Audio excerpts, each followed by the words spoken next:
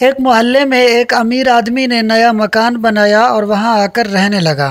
یہ امیر آدمی کبھی کسی کی مدد نہیں کرتا تھا۔ اسی محلے میں کچھ دکاندار ایسے بھی تھے جو خود تو امیر نہیں تھے لیکن پھر بھی لوگوں کی مدد کر دیا کرتے تھے۔ ان دکانداروں میں سے ایک کسائی تھا جو اکثر غریبوں کو مفت اور بہت عمدہ گوشت دے دیا کرتا تھا۔ ایک راشن والا تھا جو ہر مہینے کچھ گھرانوں کو ان کے گھر تک مفت راشن پہنچا دیتا تھا۔ ایک دودھ والا تھا جو بچوں والے گھروں میں مفت دودھ پہنچاتا تھا۔ لوگ مالدار شخص کو خوب برا کہتے کہ دیکھو اتنا مال ہونے کے باوجود کسی کی مدد نہیں کرتا، اور دوسری طرف یہ دکاندار ہیں جو بیچارے سارا دن محنت کرتے ہیں لیکن غریبوں کا بھی خیال کرتے ہیں۔ کچھ عرصہ اسی طرح گزر گیا اور سب نے اس مالدار آدمی سے ناطا توڑ لیا، اور جب اس مالدار آدمی کا انتقال ہوا تو محلے میں سے کوئی بھی اس کے جنازے میں شریک نہ ہوا۔ مالدار کی موت کے کچھ دن بعد ایک غریب نے گوشت والے سے مفت گوشت مانگا تو اس نے دینے سے صاف انکار کر دیا۔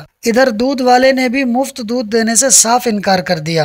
راشن والے نے بھی یہی کیا۔ پتہ ہے کیوں؟